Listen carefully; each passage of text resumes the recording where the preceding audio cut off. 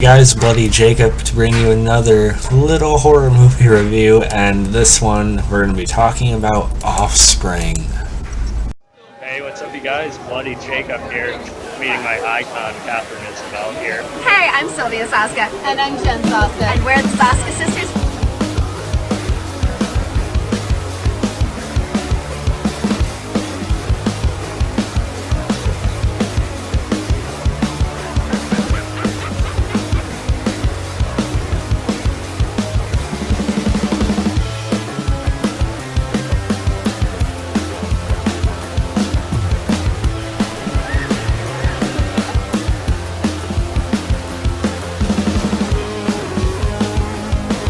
Bloody with two E's. Bloody Jacob, for sexy, awesome, exclusive content. You guys better subscribe and watch my friend on his YouTube channel. He is kicking ass.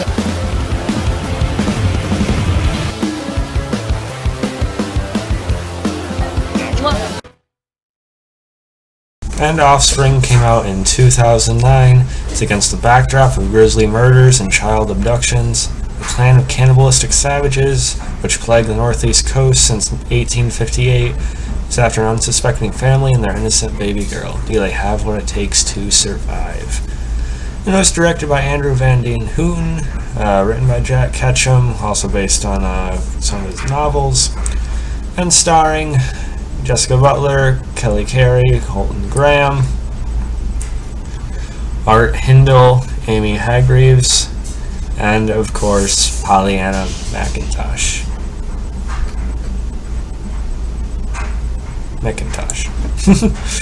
But yeah, this is a movie I just checked out recently. It caught my eye because, of course, Pollyanna McIntosh, who we'll talk more about in a minute. Of course, recently was in a bit of The Walking Dead, leader of the Junkyard Group and everything like that. Jadis, if you guys watch that show. So of course, naturally being a major horror fan, I ended up coming across these movies, and they're a series of movies. Actually, Offspring is the first film, and there's also The Woman that follows it up, and then they just did another one which she actually directed called Darlin. So there's that. Of course, I review each of those as I watch them, but I checked out Offspring first, being the first film. And it seems like some people, they watched The Woman and didn't realize there was a film that preceded it. That it came out before. I probably just mixed up what I was saying there, but yeah. And I gotta say, a movie hasn't left an impression on me quite like this in a very long time. It's affected me. It's very hard for me to forget about it. In a good way and bad way, but mostly a good way. Actually, I was pretty pleasantly surprised by this movie, and I think what's really great about it is that I don't know, like you could say, it's so low budget looking. You can tell, it looks cheap. The camera quality, the picture quality is bad. That kind of thing. Now maybe I'm wrong. Maybe this was an accident, but I don't think so. I think it really seems like it was filmed in a sort of way, and the camera quality, I think it was meant to sort of emulate that sort of 1970s style of horror, you know what I mean? It really gave me the same feel and sort of atmosphere and vibes as a film like the original Hills Have Eyes would, or Texas Chainsaw Massacre, those sorts of ones. So it really felt like it was trying to draw back to those, earlier, horror flicks.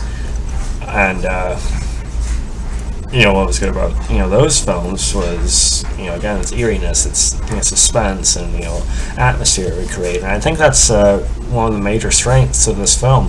And I was pleasantly surprised by it. Now, this film isn't for everyone, okay? It is low budget, but there's still some very grisly images in this movie, some acts and scenes of torture that, even made me a bit uncomfortable to watch. But as long as no one's hurt, animal or otherwise, then, if I can stomach it, I sort of, appreciate it. Being able to, not play it safe with anyone, because no one would be safe in these scenarios. I can dig it.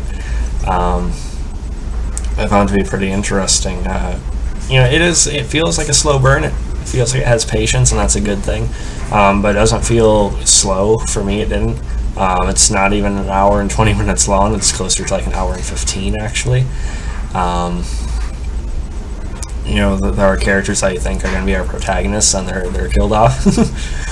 No one is necessarily safe, and you feel a little bit worried about everyone. And I know you say that a lot in horror movies, but it's actually sort of true in this movie.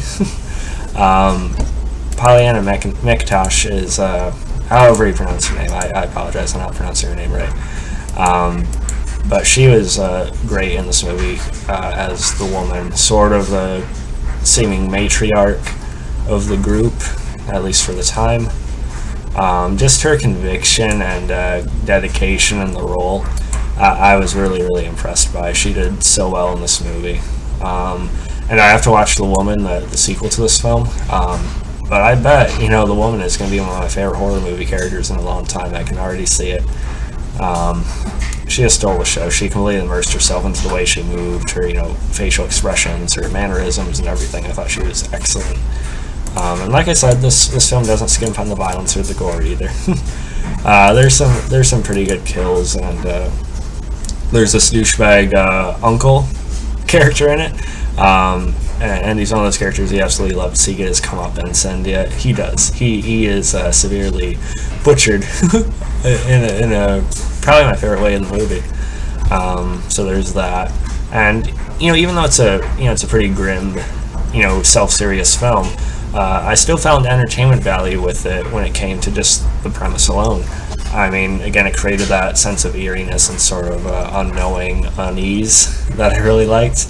And within that, you had, I don't know, just the fact that there was this group of cannibals, basically prowling on a small, kind of countryside home, really. So I think just that alone, that kind of seclusion, just how dark it was, both literally and figuratively, just really made it kind of special to me. I mean, this film doesn't have very good reviews, but honestly, it's one of my favorite horror movies I've watched in a long, long time. I gave it like a B. I gave it like a 8.2, 8.8 out of 10. On my Facebook page, and I'd give it like an 85, 88%, if not higher, easily. I don't know. I liked it that much. Something really worked for me.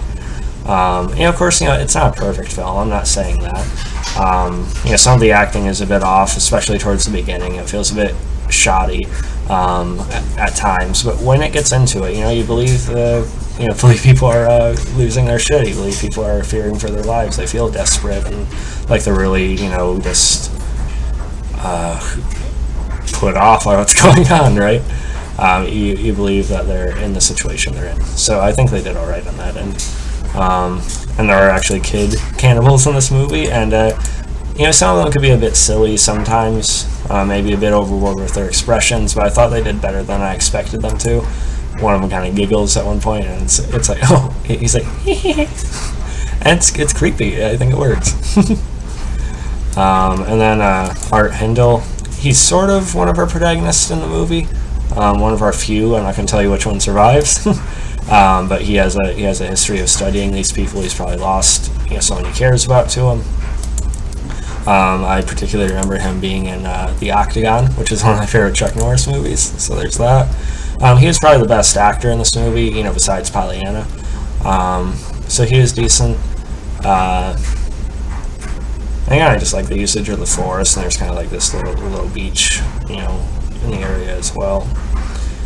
And also a cave, which I enjoyed as well. So yeah, I think this is a pretty underrated flick, honestly. I plan on buying this and The Woman on Blu-ray, and definitely checking out Darwin as well. So I highly recommend you check this out. Not everyone's gonna like it. I don't know why it clicked with me so well. I just think it's actually a pretty well executed little flick, and maybe one of my favorites in a long time. So yeah, feel free to talk about it more. What parts bothered you about it, if any.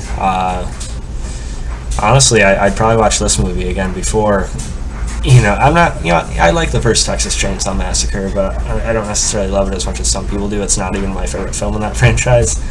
So I think Offspring is better than both that and both of the original Hills Have Eyes movies for the most part. I'm sorry, but I might actually prefer this. I know it's saying a lot, but that's me. So yeah, follow me on Facebook, Twitter, Instagram, like, subscribe, and I'll catch you guys next time. Peace.